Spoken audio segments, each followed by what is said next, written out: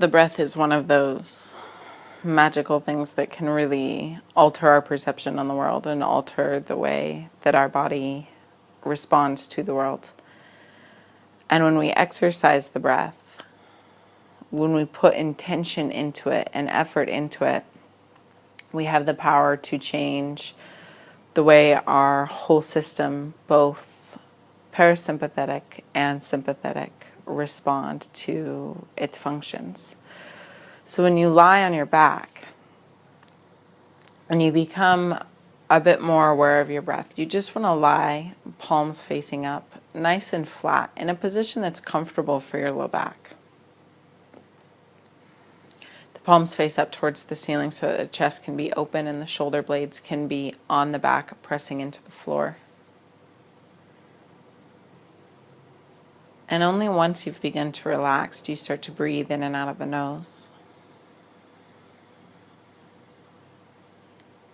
creating just the slightest restriction in the throat, so that as you inhale and as you exhale, there's a whispering noise or an oceanic type noise. This noise helps us to stay focused on the task at hand, which is obviously the breathing. And we close our eyes to withdraw one sense and tune in a bit more to the sound of the breath and the rise and the fall of the chest.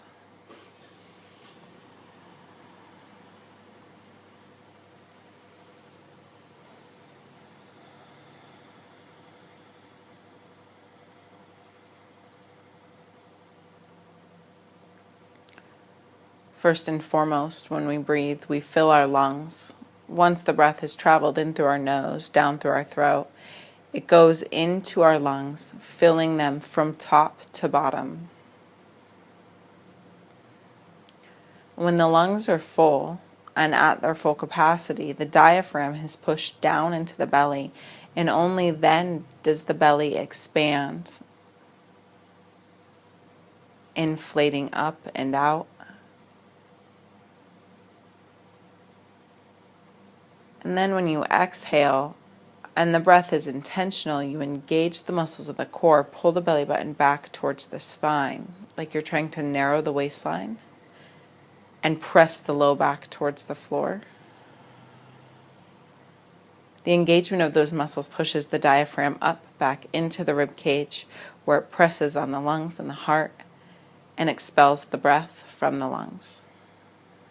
The rib cage comes back together, and the breath moves out the nose.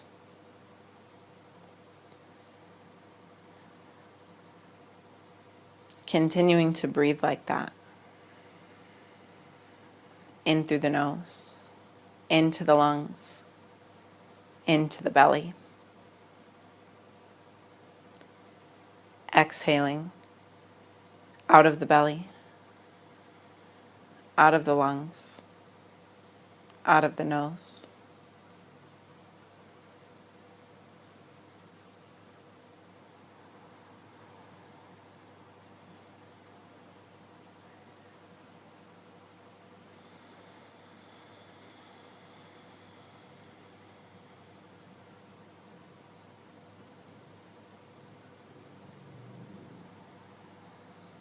The more you lie here and work and exercise that type of breathing, the longer the inhale and the exhale will start to become. And at first it can take a little bit of time to train ourselves to breathe into the lungs first before we let the belly expand. Even though it's the most basic thing that keeps us alive.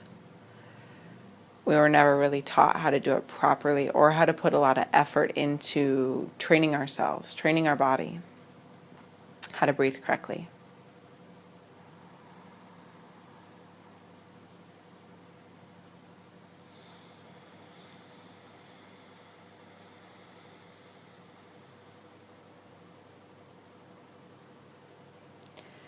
And as the inhale and the exhale extend out and become longer, you'll notice that there inserts a slight pause after the inhale and a slight pause after the exhale.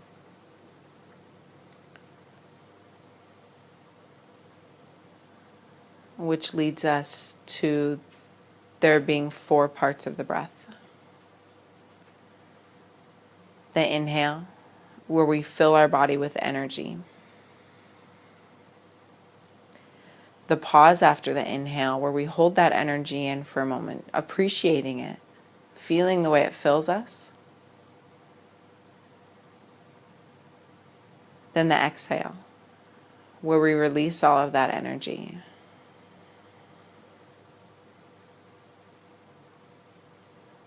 And the pause after the exhale, where we hold energy out of our body and notice how it responds again.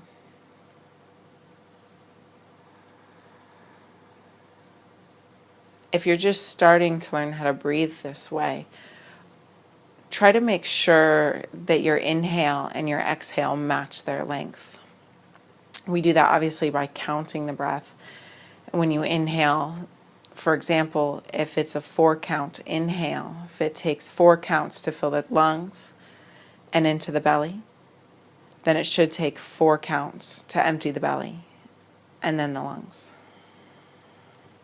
Having a count and having that valve in the throat that causes the whispering noise helps you to pace your breath, both in time and in amount of air that comes in.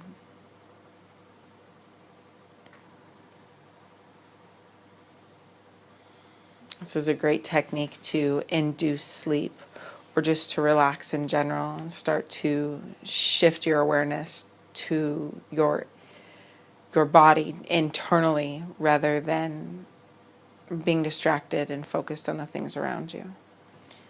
When you do it, just try to make sure to be in a relaxed area, flat on your back. Maybe there's a pillow underneath your knees or a pillow underneath your head, palms facing up. Setting yourself up appropriately for practicing the breath. And this is just a beginning start with it. So let me know what you guys think. And if you have any questions, go ahead and shoot me an email or a message. I'm happy to get back to you and to answer them.